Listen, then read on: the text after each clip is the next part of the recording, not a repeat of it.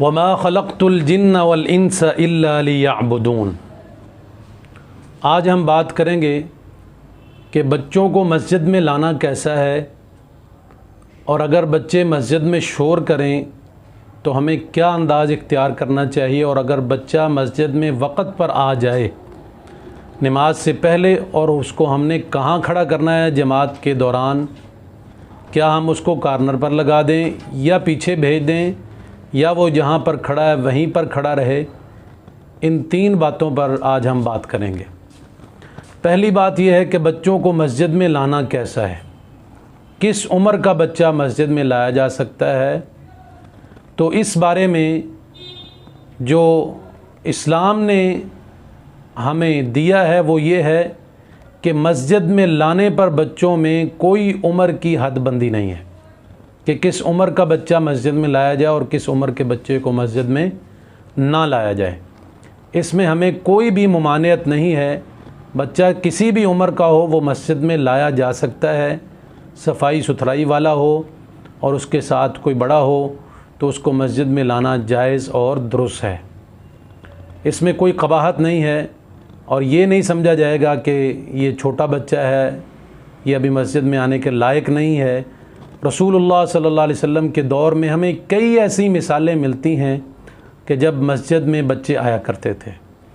हज़रत उमामा रज़ी अल्लाह ताला अन्हा जो अबुल आस की बेटी है और रसूलुल्लाह सल्लल्लाहु अलैहि वसल्लम की नवासी है, हज़रत ज़ैनब रज़ी अल्लाह ताला अन्हा की बेटी है। हज़रत उमामा रज़ी अल्लाह ताला अन्हा को नबी सल्लल्लाहु अलैहि वसल्लम ख़ुद अपने कंधों पर उठाकर मस्जिद में लाए और आपने इस अंदाज़ में नमाज पढ़ी कि क़याम की हालत में उस बच्ची को अपने सीने के साथ लगा कर रखा, उठा कर रखा, गोद में उठा कर रखा, और जब आप सजदे में जाते तो इस बच्ची को नीचे बिठा देते। यानी इतनी छोटी उम्र की बच्ची थी कि नबी सल्लल्लाहु अलैहि वसल्लम इसको अपने साथ लगा कर रखते और जब सजदे में जाते तो इसे नीचे बिठा देते। हज़रत हसन हुसैन रज़ी अल्लाह तआला अन्हु के बारे में आता है कि मस्जिद में आए, कुर्ते लंबे होने की वजह से बार बार गिर रहे थे, आपने मिंबर छोड़ा और इन दोनों बच्चों को उठाया और अपने पास बिठा लिया। और इसी तरह हज़रत हसन रज़ी अल्लाह तआला अन्हु के हवाले से आता है कि रसूलुल्लाह सल्लल्लाहु अलैहि वसल्लम ने इनको अपने साथ बाईं तरफ मिंबर के साथ बिठा लिया नीचे और ख़ुतबा देते रहे, और साथ आप ख़ुतबा भी देते, लोगों की तरफ भी मुतवज्जे होते और साथ आप अपने इस नवासे की तरफ भी देखते। और उसी खुतबे में आपने फरमाया था कि ये मेरा बेटा सरदार है और ये दो मुसलमान ग्रोहों के दरमियान सुलह करवाएगा। हज़रत हसन रज़ी अल्लाह तआला अन्हु और हज़रत अमीर मुआविया रज़ी अल्लाह तआला अन्हु के दरमियान जो सुलह हुई है। हज़रत हुसैन रज़ी अल्लाह तआला अन्हु नबी सल्लल्लाहु अलैहि वसल्लम की कमर मुबारक पर चढ़ गए। बच्चे थे, छोटे थे, कमर पर चढ़ गए, खेलना शुरू कर दिया। आप नमाज पढ़ा रहे थे, जमात करवा रहे थे। जब सजदा लंबा हुआ तो एक सहाबी ने उठकर देखा कि कहीं आपके साथ कोई हादसा ना पेश आ गया, और देखा तो हज़रत हुसैन रज़ी अल्लाह तआला अन्हु आपकी कमर पर चढ़े हुए हैं और खेल रहे हैं। नमाज मुकम्मल हुई, सहाबा ने पूछा या रसूलल्लाह फ़लाँ सजदा आज बड़ा लंबा किया, इसकी क्या वजह है? अल्लाह के रसूल सल्लल्लाहु अलैहि वसल्लम ने फरमाया, ये मेरा नवासा, ये मेरा बेटा मेरी कमर पर चढ़ गया और इसे खेलना शुरू कर दिया और मैंने कहा आज ये अपना शौक़ पूरा कर ही ले। यानी मस्जिद में मामूल था बच्चों का आना। इसको रसूलुल्लाह सल्लल्लाहु अलैहि वसल्लम के दौर में कोई कबाहत या नाजायज़ अमल नहीं समझा जाता था। इसी तरह बच्चा अगर मस्जिद में आ गया है तो वो शोर करता है तो उसके साथ क्या रद्द अमल किया जाए। रसूलुल्लाह सल्लल्लाहु अलैहि वसल्लम की एक बड़ी वाज़ेह और मशहूर हदीस है। आपने फरमाया बाज़ दफ़ा मैं लंबी नमाज़ पढ़ाने का इरादा करता हूँ, लेकिन जब मैं नमाज के दौरान बच्चे के रोने की आवाज़ सुनता हूँ तो मैं नमाज को मुख्तसर कर देता हूँ कि उसकी माँ की क्या हालत है, इस वजह से मैं अपनी नमाज को मुख्तसर कर देता हूँ। तो आपने यानी कि बच्चों का ज़ाहिर बात है जब बच्चा मस्जिद में आएगा वो रोएगा तो शोर तो होगा, और अल्लाह के रसूल सल्लल्लाहु अलैहि वसल्लम ने ये नहीं फरमाया कि आज के बाद औरतें मस्जिद में ना आएँ और बच्चों को ना लेके आएँ या इस उम्र के बच्चे मस्जिद में ना आएँ। अल्लाह के रसूल सल्लल्लाहु अलैहि वसल्लम ने फरमाया कि मैं इनके रोने की वजह से नमाज मुख्तसर कर देता हूँ कि इसकी माँ परेशान है। तो अल्लाह के रसूल सल्लल्लाहु अलैहि वसल्लम की हदीस से हमें ये साबित होता है कि बच्चे अगर मस्जिद में शोर करें भी, रोएं भी, तो उनको मस्जिद में आने से रोकना नहीं चाहिए। ये नहीं कि उनको समझाना ही नहीं है अगर 5-6 साल का बच्चा है तो उनको समझाना ही नहीं, वो जैसे मर्ज़ी करता रहे, जैसे मर्ज़ी आवाज़ें निकालता रहे, या घर से रोता हुआ बच्चा उठा के मस्जिद में लाए। नहीं, ऐसा नहीं, मैं ये नहीं कहना चाहता। मैं ये कह रहा हूँ कि कभी कभार बच्चा कोई रो भी पड़े, कोई खेलना भी शुरू कर दें बच्चे, तो उनको मस्जिद में आने से मना नहीं करना चाहिए।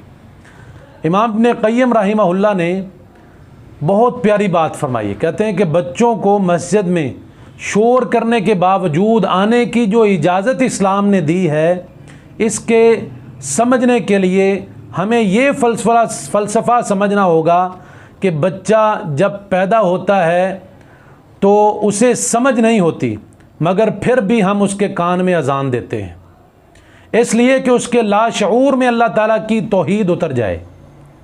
इसी तरह बच्चे के लाशऊर में कि जब वो सजदा करता हुआ देखेगा, जब वो नमाज़ पढ़ता हुआ देखेगा, क़याम करता हुआ देखेगा, लोगों को रुकू जाता हुआ देखेगा, लोगों को वज़ू करता हुआ देखेगा, लोगों को कुरान पढ़ता हुआ देखेगा, तो इसके लाशऊर में अल्लाह ताला की इबादत का शौक़ पैदा हो जाएगा।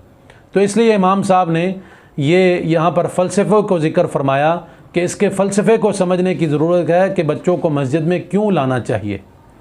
और अगर बच्चा मस्जिद में शोर भी करे तो हमारे जो पक्के जमाती होते हैं, जमाती अहबाब होते हैं, जो मुसलसल नमाजी होते हैं, उनको वहाँ गुस्से होने की, नाराज़ होने की, या उस पर डांट डपट करने की, उसके ऊपर नाराज़ होने की ये कोशिश नहीं करनी चाहिए, बल्कि उसको समझाना चाहिए प्यारे अंदाज में, या उसको छोड़ देना चाहिए। आहिस्ता आहिस्ता ख़ुद समझ जाएगा। और अगर बच्चा मस्जिद में वक़्त पर आ गया है नमाज़ पढ़ने के लिए, अज़ान नहीं हुई अभी, अज़ान हो गई है, वो टाइम से आके बैठ गया है, वो इमाम के पीछे जो जगह है उस जगह पर आके बैठ गया है, जहाँ मुसल्ला है उसके पीछे पहली सफ़ में बैठ गया है, तो अब उसके साथ हमने क्या करना है। और अगर वो पिछली सफ़ों में कहीं बैठा है, दूसरी सफ़ में है, तीसरी सफ़ में है, या कार्नर पे लगा बैठा है, तो उसके साथ हमें कैसा मामला करना चाहिए, ये भी हमें समझना चाहिए। यहाँ हमारे बुज़ुर्गों का इम्तिहान होता है कि वो कैसी हिकमत अमली से काम लेते हैं, वो अंदाज़ कैसा इख्तियार करते हैं। अब पहली सफ़ में अगर बच्चा इमाम के पीछे बैठा है तो ज़ाहिर बात है उसको पीछे हटाना पड़ेगा, क्योंकि अल्लाह के रसूल सल्लल्लाहु अलैहि वसल्लम की हदीस मौजूद है कि इमाम के करीब वो लोग बैठें जो बाशऊर हों, समझदार हों और अहले इल्म हों। 3 दफ़ा आपने ये जुमले इरशाद फरमाए कि बाशऊर, समझदार और अहले इल्म लोग इमाम के करीब खड़े हों, ताकि इमाम को कोई आर्ज़ा लाहिक हो जाए, इमाम को कोई हादसा पेश आ जाए तो वो इमाम की जगह पर खड़े होकर नमाज़ पढ़ा सकें। अगर बच्चा कभी ऐसे वक्त पर तशरीफ़ आ गया है मस्जिद में और वो इमाम के पीछे बैठ गया है, तो उसके साथ हमें क्या करना चाहिए, उसको अदब एहतराम के साथ, मोहब्बत के साथ, नरमी के साथ उसको पीछे करना चाहिए। सख्त लहजा नहीं इख्तियार करना चाहिए। यहाँ लहजा अगर हम सख्त इख्तियार करेंगे तो बच्चा मस्जिद से मुतनफ़र भी हो सकता है, और अगर हम नरम लहजा इख्तियार करेंगे, मोहब्बत वाला अंदाज़ इख्तियार करेंगे, तो उसके दिल में भी मोहब्बत वाला अंदाज़ ही होगा, वो इस तरह से बागी नहीं होगा। तो इसी तरह का वाक़या हज़रत उबई इब्न काब रज़ी अल्लाह तआला अन्हु के साथ पेश आया। उबई इब्न काब रज़ी अल्लाह तआला अन्हु सहाबी हैं और फिर अहले इल्म हैं, कुरान का इल्म इनके पास बड़ा था। एक दिन मस्जिद में आए, देखा कि इमाम के पीछे, मुसल्ले के पीछे एक बच्चा खड़ा हुआ है। उबई इब्न काब रज़ी अल्लाह तआला अन्हु ने बड़ी नरमी के साथ इसको हटाकर पीछे कर दिया। जब नमाज मुकम्मल हुई तो उस बच्चे को बुलाया, नरम लहजे के साथ, मोहब्बत के साथ उसे बताया कि मैंने तेरे साथ ये अमल क्यों किया है, तो मेरे इस अमल पर नाराज़ ना होना। मैंने ये अमल इसलिए किया है क्योंकि मैंने अल्लाह के रसूल सल्लल्लाहु अलैहि वसल्लम की ज़ुबान से सुना है, 3 दफ़ा आपने इरशाद फरमाया था कि इमाम के पास, इमाम के करीब अहले इल्म, समझदार, बाशऊर लोग खड़े हों, इसलिए मैंने तुझे पीछे किया।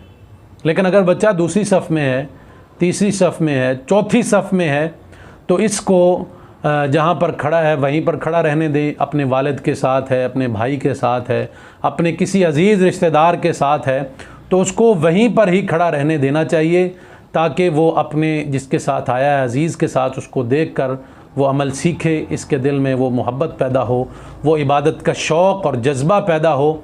तो बहरकैफ़ हमें इमाम के करीब बच्चों को खड़ा होने से रोकना चाहिए, मना करना चाहिए, घर से भी समझाना चाहिए। और अगर वो मस्जिद में आकर खड़ा हो जाए तो बड़े लोगों का, समझदार लोगों का ये हक़ बनता है कि उसको पीछे करें अदब एहतराम के साथ, और इमाम के करीब अहले इल्म लोगों को जगह दें, कुरान के कारियों को जगह दें, कुरान जानने वालों को एहतराम दें, और ज़्यादा तक़वे वाले लोगों को जो है वो मुसल्ले के करीब खड़े होने की जगह दी जाए।